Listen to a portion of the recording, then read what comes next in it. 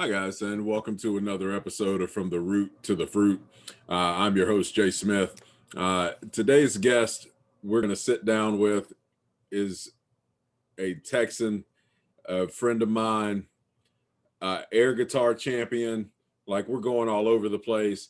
But one of the things that genuinely this guy is most proud of is his upbringing, having strong parents, and the fact that he's kind of passing that along to his kids, which is really, really dope.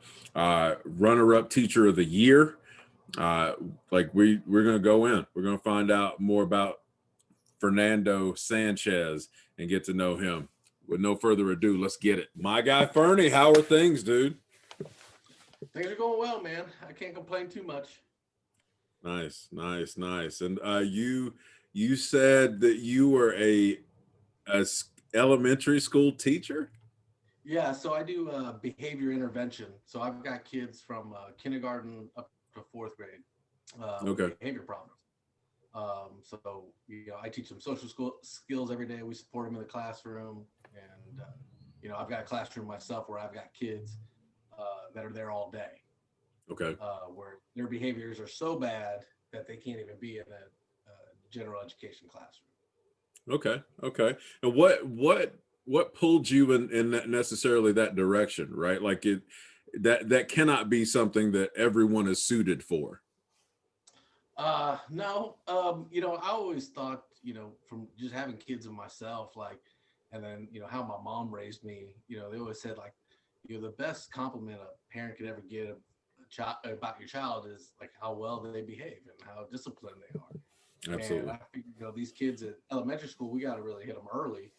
Somebody, a kid 16 years old who hasn't had a, father figure around, or, mom's, non-existent, you know, sometimes, I hate to say it, but, they're too far gone. If we can get Right. them early, my mission is like, the teachers in junior high, go, oh man, we want one of Mr. Ferny's kids. Right. We know that he's gonna be on the right track. He's gonna be on the right path. He's working on it. Well, So that's really cool. early is most important to me. Well, and to that point, what take me back to kind of your upbringing. You spoke about it, like your mom kind of helped aim you in the right direction. What was it like He growing up at literally aimed me in the right, like just like you're I, saying. I had that too. But what was that like, kind of growing up? Obviously, you're Hispanic background, yes? Yeah, Okay. yeah. Mom's Uh, Mexican. right. What and I feel like there's a lot of linear parallel cultures in that, and from an African American perspective as well. Like there's a lot of, hey, you did it, you do it because I told you to do it, going on. Oh yeah, for sure. Yeah, it was done. You lived in my mom's house. You obeyed mom's rules, and that worked well for 2 out of 3 kids. Nice. Any problems? 2 out of 3 kids. Well, what was that a dual parent home? What was that like? So yeah, my original father, my biological, left when I was a baby, and Okay. then my mom met my stepdad when I was like 3 years old at Okay. church, and I knew my stepdad, you know, my whole life basically. Okay. So, and he was always around. He was a great guy, white dude. He was awesome. Nice. And even coming up, I know you went to Texas State. What like once you got away from the house, what was it like? Were you very outgoing? What was Well, I was always kind of outgoing, but I had to just really, I don't, I had to be careful. I had to be sneaky, around the house. Like I still got into some mischief. I just didn't get caught, right, like, right. I had to be real careful around my mom. And, my mom was always one to say, like, if you're ever at a party and, you know, you know, you're in trouble, you need to ride home, give me a call. It's like, yeah, I'll call you, but I know what that's gonna be like when I get home too. Oh yeah. Like, That oh, and that's be safe. I was like, I don't know, I might risk death, and have to deal with that, man. I don't know. Yes, sir. Yes, sir. Because it was I had one of the talk to you while you're getting spanking parents. Like they walk you through every part of the day that you could have done it right, and yeah, I'm like, oh, But it was funny because like, my mom never said like you're not allowed to go out drinking or go out and hang out with friends. You know, she was never one of these parents like you can't hang out with this kid, but don't let me catch you messing up. You know, right. kind of deal. Okay, I can do that. Well, that and I guess that's my question to you, right? Like, do you? I feel like that allows you to make your own decisions, but also deal with the consequences of those decisions. Knowing going in. Absolutely, absolutely. That's why, like, you know, I always wanted to be the one driving. Like, hey, I've got control of the car. You know, there's not gonna be some tragic story that I went home with some, you know, drunk friend who's all over the road or whatever. You know, it's like I'll be the one driving. I always wanted to be, you know, I want to be in control of the lives. I remember one of Right. the first things when I got into a car, and my stepdad telling me, it's like once you get into a car, once you get behind the wheel, you're responsible for every life in here. And that's one of those things that just stuck. I was like, yeah, you're right. I'm responsible for every life in here. And, you know, that's just something you got to take serious. I love it. I love it. So, like I said, man, I when you and I met, it was bartending in Austin. Uh, that was absolutely bananas. I still look back on that time in life, and it was just really dope. We worked together for, I mean, 6 months maybe. Yeah, it was amazing. Yeah, I don't because know how you I feel. you thought I looked like David. Was it David? Like I I had a don't. doppelganger. Like we actually we ended up meeting, and we do favor each other. We do look very similar. Yeah, and I don't remember who. I don't I remember can't the. remember his last name. It was David something, but we ended up meeting in person, and I was like, no, I get it. No, I get it. Yeah, but that was man. I don't know how we ever got bills paid because we didn't make much money working there. No, and it was me, you, Timbo Slice, and we like yeah, I don't either, but we had a ton of fun trying to figure out how to do it. But Yeah, so you've got boys of your own, you just boys, two boys. Yeah. two boys. What is that dynamic like? I know you're very hands on with their sports teams and stuff like that. So what is that kind of like for you? So you know, right now, like my oldest, 14, like he's in junior high and he's doing like school ball, like he played school football. So you know, I'm Okay. hands off of that, but it's difficult. I've coached their baseball teams, their soccer teams, football teams, basketball teams, all the things. And then when you have to step back and let somebody else coach, you know, that's it's a hard thing to sit back and watch. You're like, why you know, you just want to pull your own hair out. You know, it's tough, but you know, they also have to learn, and I think it helps them realize, like, oh, you know, that thing that you were talking about, coach was telling me that too, because you know, like a lot of kids, they don't always listen to you just because dad Right. says it, you know. But when somebody else says it, they're like, oh, okay, maybe that kind of resonates with me a little bit better. So it's good to kind of push that off and let them know, hey, this is how it's going to be. Like everything I told you, it's hard on you on the field. And I tell them, like, here out in the field, I'm coach. I'm not dad. I'm coach. Right. I'm gonna treat you like, you know, like every other player. I'm gonna get onto you. I'm gonna put pressure on you. You know, and do all these things because that's, you know, just trying to prepare you for life. You know, one day you're gonna have a job. You're gonna have some pressure on you. You know, For or sure. you're gonna be playing for another coach, and there's gonna be expectations that you got to meet, and that's just it. Absolutely. And that, I guess that brings us full circle. I really want to know what prompted this, your passion, like you even talking to you, right? Like before we got on, you seem to be very passionate about how your work and working with kids and that kind of thing. Like what prompted that? Um, I mean, I've always had. It's always been a thing of mine is working with kids. I mean, ever since I was little, you know, my mom was one of the first people to ever work for Special Olympics in Chicago. It started in Chicago. My Okay. mom was a teacher. My mom just did that in Chicago, and she was a part of the very first one. Uh, back in, I don't know, it was 70 something or whatever. You had to look that up. But she would always take me, you know, during like Christmas time. We always did this party for they called it the party for the poor at the church, where there was, you know, homeless people or people that didn't have any money. They come to the church and Santa Claus was there. It was a big party. It was a big food. And after mass, they'd come, they get presents and they play all these games. And I did that like every year when I was a little kid. And then, you know, it helped being younger, put things in perspective, how lucky you have it growing up. But some of these kids have nothing. And it was just kind of like something I was like, I always wanted to give back. I always, you know, wanted to play with these kids and get to know them. And, you know, and I did that up until I was like, you know, 17 or 18 until I moved out.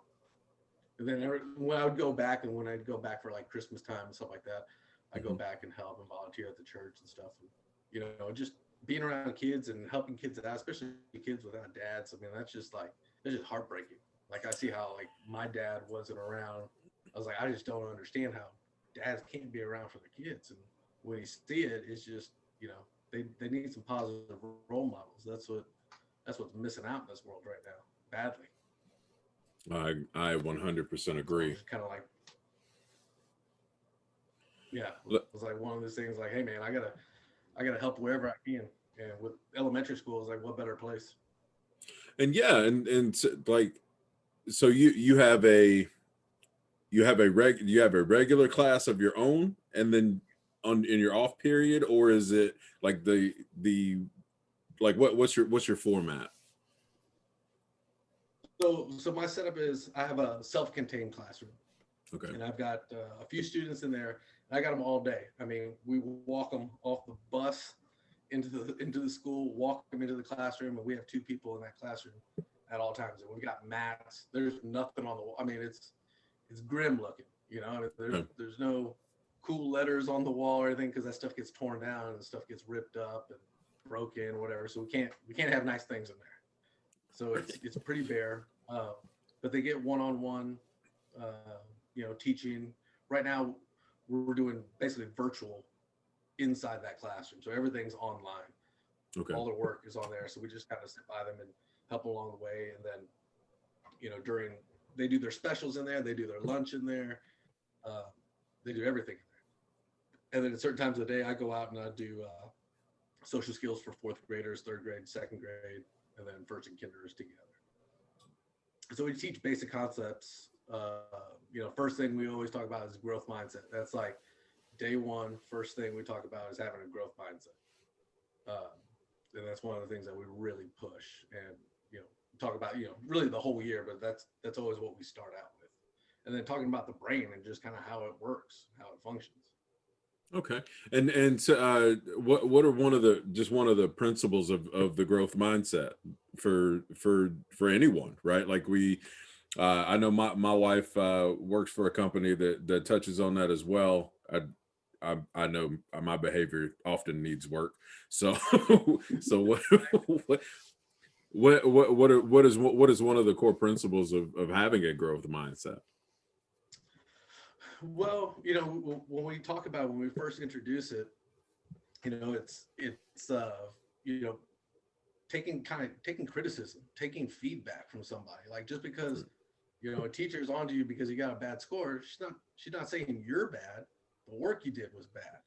Right. And you gotta be okay with that. You know, like you need to learn from mistakes. Like, you know, growth mindset's all about not like, you know, it's about learning from your mistakes, like taking the feedback, taking the criticism, thinking about the things that you messed up on and try not to make that mistake again. Like it's okay. You know, like I get kids crying, you know, my own kids are like, I don't know how to do this, Dad. I was like, yeah, I know you don't know how to do this. You're in 6th grade, it's brand new. You're not supposed to know how to do it. Right. We're gonna figure it out. We can sit here and cry about it, or we could just let's try to figure this out. Absolutely. And you said you go out for the 4th graders to, is it more like a group setting? Yeah, so I'll have the one like no more than like 4 in the classroom, and then, you know, every day, every week, you know, we kind of have a different, you know, like growth mindset. We talk about that for 2 weeks, and you know, extensively. We watch different videos and talk and explain growth mindset. I got all this stuff on my YouTube channel, so everything I do is a video lesson, and then we kind of talk about it afterwards. and then we do a thing called Superflex, uh, and it's a program, and it's got different characters. It's got like cartoon characters. You learn about this dude like Rock Brain. So a rock brain, when rock brain comes into you, that means you're getting stuck in your own ways and you're being really stubborn. And what are some examples of having rock brain? What are some, there's Glass Man. There's rock brain's number one. That's the first one we talk about. Yes, I suffer from rock brain myself often. But it's a great little program, man. They've got all sorts of characters that go through like, all different emotions, all different feelings and stuff. And it helps explain to these kids, because these kids, all they know when it comes to emotions, they know happy, mad, sad, bored. Like that's it. Yeah. So sometimes when things are coming out, there's like, well, I'm sad or I'm angry. Like, are you really angry, or are you kind of just jealous because he's getting to do that? Right. It's about, helping figuring out their own emotions and what they all mean. Like, there's thousands of them. And that part, right? Like, and I didn't learn this until a later age, later than I would care to share on here. But that same thing, like you don't understand that everybody is processing these emotions too, and how to get them out without getting, some physical explosion or acting out or whatever. Yeah. So one of the things we talk about, is being able is important to be able to identify those emotions. Because I think example, like one kid, if he's embarrassed, right, he might be feeling down on himself, but he shows anger. So it's like, okay, well, when you feel embarrassed, what do you like? Well, I like hugs from my mom, or whatever. I was like, okay, well, when you're angry, do people want to come up and hug you? No. Well, so we need to understand that emotion, because when you're feeling embarrassed, you're showing anger to people. That's what we're seeing. So it's helping kids being able to identify, and every once in a while it clicks and it gets through them. But everybody's on a different pace. All the kids that I teach, they're all special ed. So a lot of them have learning disabilities, or autism, or some other emotional disturbance or whatever. So the learning level is, even just a classroom of 4 people, it could be low and high.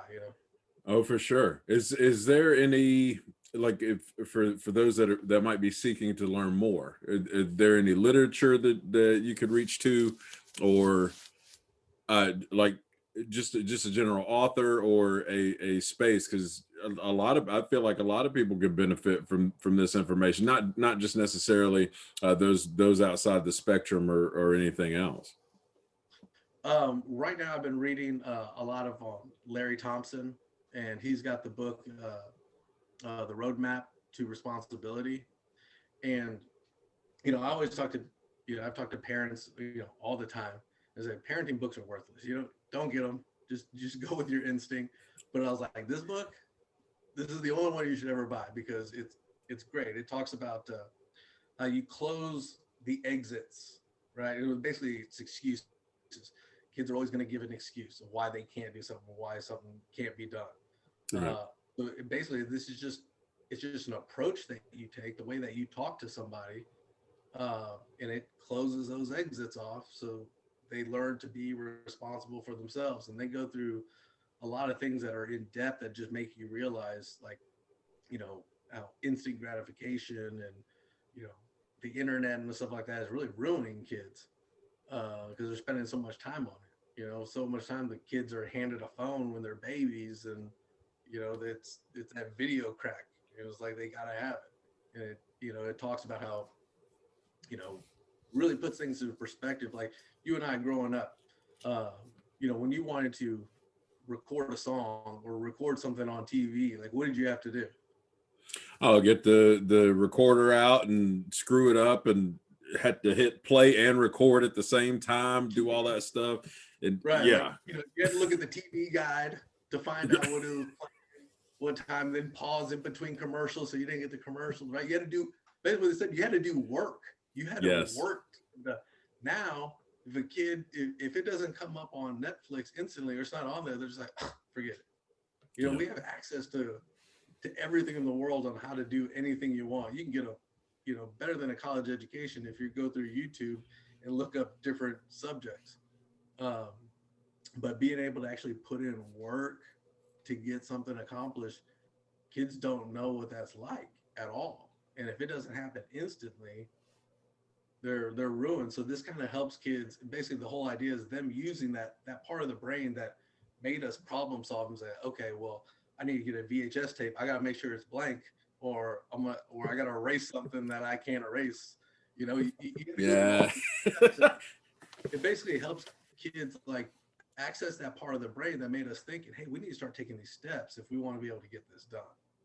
Nice. Uh, so yeah, it's Larry Thompson's Roadmap to Responsibility. It's a fantastic book, and it's something that I teach, like that I use with kids at school and at home. They've got a parenting book, they've got a classroom teacher book, more or less the same thing. But man, it's been fantastic. I've been going to seminars and talking to some of the people that work out there. Eric Clark, he's one of these master teachers. Been in contact with them, and man, it's done wonders. Just that approach and that technique to use on these kids, it's changed some kids completely, I and it love works it. so well. I mean, I've just started using it at home. Well, that's what I was going to ask you. Like, what subtle things, right? Like, obviously, I'm sure there's five or six things that have already happened. But what is one thing that parents that are watching this that may have a teen or a early, uh, like a toddler that is already stuck in you know what I mean? Like the I need to the video stuff. Like what are one of the one step that they could take? So the biggest thing is, I would say, is emotional control. Like, Okay. as the parent, as the responsible one, right?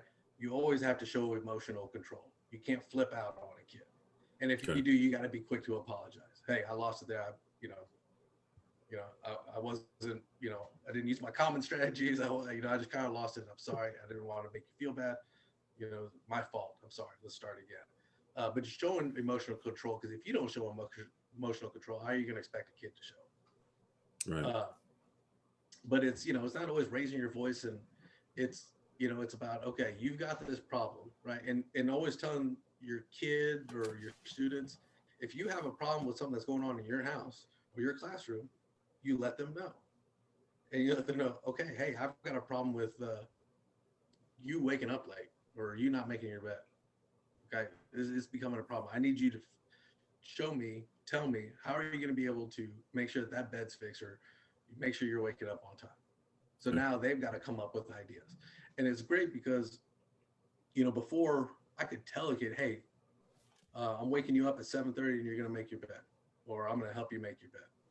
Right. Right. So, but that doesn't put any responsibility on it. I'm telling them to do it, but and if it doesn't work, or whatever strategy doesn't work, he's like, well, you told me to do it. It didn't work. But now, once you put the responsibility on the kid, like, okay, you need to figure out a way. How are you going to get your medicine? Or, how are you going to wake up and do your bed, clean your room? You need to work something out. You need to figure something out. So now the responsibility is on him. So when it doesn't work, all right, well, that's your fault. It didn't work. You need to figure something else out. You need to try You something you else. you putting me on game on here. I'm I'm like, wait. Okay. Tell me, you got me. Come on, tell me more. So, like, there's Larry Thompson tells a story. It's called Jeremy's Buttons or whatever. And I'll give you the short version, but kindergarten kid who's walking down the hall and he's touching everything, can't keep his hands to himself, right? Teachers, is driving the teacher nuts. And she's like, okay, well, you need to walk with me. And, she's like, okay, well, I don't want this kid having to walk next to me the entire year, right? So he's having this problem. He's like, hey, Jeremy, you know, our school expectations, we got to keep our hands to ourselves, and everything's based on expectations, your family expectations, the school expectations, the house expectations, everything, right? This Right. is something that everybody's got to follow. So, he kept his hands in his pocket, but that didn't work. And then she goes, okay, well, this is what we're going to do. You're going to walk next to me. We're going to walk away from the class, okay, for a little bit, okay, until you can figure out how you can walk with the rest of the class. Keep your hands to yourself. So it says that, after a few days, he came back and he goes, hey, teacher, I figured out a way how I could do it. I want to try it today. So he got some buttons and he put them in his pocket. And so he messed with the buttons while he was walking down the hallway. So he was able to figure out how he could do it himself. Now it didn't last, more than, a couple weeks, but then it was like, okay, well, you were able to do it. You're able to show some mastery at something. Okay, now how are we going to take it to the next level? How are we going to be able to keep doing that? Right. So, that puts that brain going, it's like, okay, I got to solve my own problem. And that's the thing with kids. They don't know how to solve their own problems. The first thing they do is like, Dad, teacher, I don't know. I'm 100% with you. I've got 3 of my own, and pick one. You get the same thing. The oldest one, I'm gonna give him absolute credit. He's more like I am, like he'll figure it out, and then I'm the last line of defense if all that is cut off. But yeah, I'm with you. It's traditionally that it doesn't work, Dad. Right. And I was like, okay, well, what have you tried? Well, you just do. So you've done nothing. You've done nothing. You've done nothing to fix the problem yourself. Came straight to me. What are you gonna do if I'm not here? Right. And that's gonna man, you got me on it now. I like this. That's gonna require me to take a step back and also allow this thing to play out, as opposed to I'm a jumper. I'll jump in the middle, like you're screwing it up. Move. I'll jump in the middle because it's gonna save me. Yes, I can get you can fail your way to success with this thing, but I can save myself 45 minutes of life by just getting in here and fixing it. But I don't teach you any skills. The back end of that is I don't teach you any skills for you to transition and be able to do it too. Same concept. And a lot of times I'm just like, all right, I want to go through this roadmap thing, but halftime's almost over, and I hardly ever get the chance to watch the Bears on TV, so I'm just gonna go do this real quick. It's not 100%, it's not perfect, right? But we do the best we can. And that's it, right? Like the idea of growth, that growth mindset that you alluded to. It's very much that you're and that's a growth point for me. That patience to I'm trying to give you tools for later on, not necessarily just that instant gratification that you were talking about too. That's a tough deal. That's a tough deal. You're so you are not a lifelong Texas resident. No, you said Chicago twice now. Yeah, I was born in Chicago. Oh, okay. What? I'm sorry. Except for the '85 Bears, I'm sorry. You being a Bears fan, I get that. That's you guys had a quarterback. Now you don't have a quarterback. Now you have a quarterback again. We've never had a quarterback. You kind of did, like Trubisky was he was burning the road up, and then they pulled him, put in Foles, and then Foles got hurt, and now I think you guys are in the playoffs. They gotta win. They can lose, but then the Rams have to win. Okay. The Bears are in. You guys got a shot. The Bears have to play Green Bay. They're gonna lose that game. You're not gonna win that one. You're not gonna win that. They might cover, but they're not gonna win. They're not gonna win that one. So how's the family life been during COVID? Obviously, everybody's got a different deal, and being you're an essential worker, being a school teacher. What has that kind of like been for you guys? Well, it's been a little all over the place. I mean, luckily we've been blessed with, without any tragedy or any of us like losing our job and not being able to, pay bills. It's like, I think actually financially this is probably one of our best years. And I wasn't able to work at the bar for several months, so I had to. I work 2 jobs, so I'm teaching Monday through Friday, and then I work at the bar Saturday night. Okay. So that was shut down for a while. But having the kids at home and being able to work from home was really kind of one of the best things, because when this whole thing happened, when it all hit, we were still doing my social skills, and I do meetings with the kids online. Mm-hmm. And I'm like, look, right now is a perfect opportunity while we're all stuck at home to learn a new skill. There's something that you want to know how to do. You got all the time in the world now. There's no excuses. And I was telling my wife and stuff. I was like, we're gonna start working out. Me and the boys, we're gonna be on a workout schedule because I got these weights in my garage. She's been wanting me to get rid of because I haven't been using them. But I was like, I've got the time now. I got no more excuses. If I don't get in shape right now, where I don't have to go to work, where I could be at home all day and I'm not Right. working out, then I need to sell them. I need to get rid of them because I got no more excuses. So we were working out. We got on a schedule. Okay, hey, you do your school from this time, and then we work out together at this time. We'll go jog at this time, and then you wash the dishes at this time. We were, that really help them with some responsibility. Being able to keep up with their planner and keep up with their things. My wife didn't work for a little bit. She's a hairdresser. Okay. But we were able to, we converted part of our house to a hair salon. She's just been doing it from home ever since. Heck yeah.